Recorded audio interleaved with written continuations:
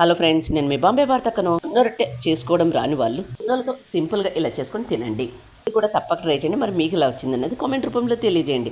ఒక గిన్నె తీసుకొని అందులో ఒక గ్లాస్ మినపప్పు వేసుకొని శుభ్రంగా వాష్ చేసుకోండి. వాష్ చేసుకున్న వాటిలోకి మునిగేంత వరకు నీళ్లు పోసుకొని 4 గంటలు నానబెట్టుకోండి.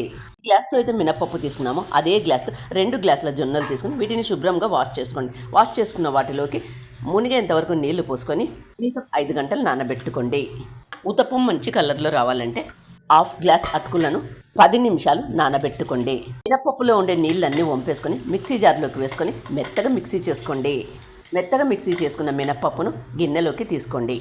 జొన్నల్లో ఉండే నీళ్ళన్నీ వంపేసుకొని అదే మిక్సీ జార్లో జొన్నలను కూడా వేసుకొని మెత్తగా మిక్సీ చేసుకోండి.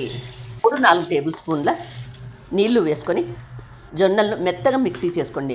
జొన్నలను మిక్సీ చేసుకున్న దాంట్లోనే 10 నిమిషాల ముందుగా నానబెట్టుకున్న అటుకులను కూడా మిక్సీ జార్లోకి వేసుకొని మరొకసారి మెత్తగా మిక్సీ చేసుకోండి. మిక్సీ చేసుకున్న దాన్ని గిన్నెలోకి తీసుకోండి. చేత్తో అంతా బాగా కలుపుకొని మూత మూసి ఫర్మెంటేషన్ కోసం 8 గంటలు పక్కన పెట్టండి. 8 గంటల తర్వాత మూత తీసి చూద్దాం. పిండి ఎంత బాగా పొంగిందో చూడండి. ఇప్పుడు ఇందులో 1 టేబుల్ స్పూన్ ఉప్పు వేసుకొని ఒకసారి అంతా బాగా కలుపుకోండి.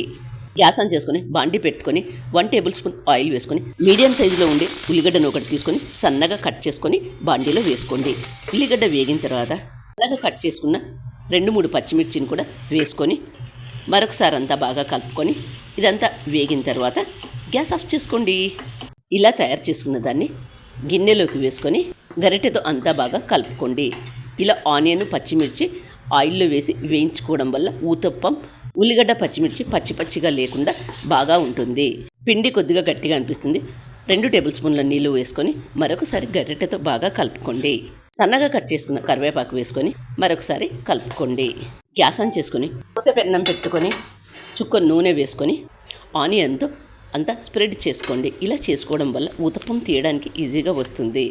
అన్నం బాగా వేడైన తర్వాత మంటను మీడియం హీటులో పెట్టుకొని ముందుగా మనం తయారు చేసుకున్న బ్యాటర్ను గరిటెతో 2 గరిటెల వరకు పెన్నం మీద వేసుకొని గరిటెతో కొద్దిగా స్ప్రెడ్ చేయండి. మరీ పల్చగా చేసుకోవద్దు. ఊతప్పం అనేది మందంగానే ఉండాలి. మూత మూసి సన్నటి మంట మీద ఊతప్పాన్ని బాగా కాల్చుకోండి.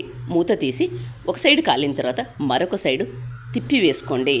రెండో వైపు కాల్చుకునేటప్పుడు 2 నిమిషాల కన్నా ఎక్కువగా కాల్చుకోవద్దు. అంచుల వెంట కొద్దిగా నెయ్యి వేసుకొని కాల్చుకోండి. ఇలా 2 వైపులా కాల్చుకున్న తర్వాత ప్లేట్లోకి సర్వ్ చేసుకోండి. అలాగే మిగతా వాటన్నింటిని కూడా చేసుకోండి. మీరు కూడా తప్పక ట్రై చేయండి జొన్నలతో ఊతప్పం. మరి మీకు ఎలా వచ్చాయనేది కామెంట్ రూపంలో తెలియజేయండి. వీడియో నచ్చినట్లయితే ఒక లైక్ ఇవ్వండి. మీ ఫ్రెండ్స్కు రిలేటివ్స్కు షేర్ చేయండి. Thank you for watching.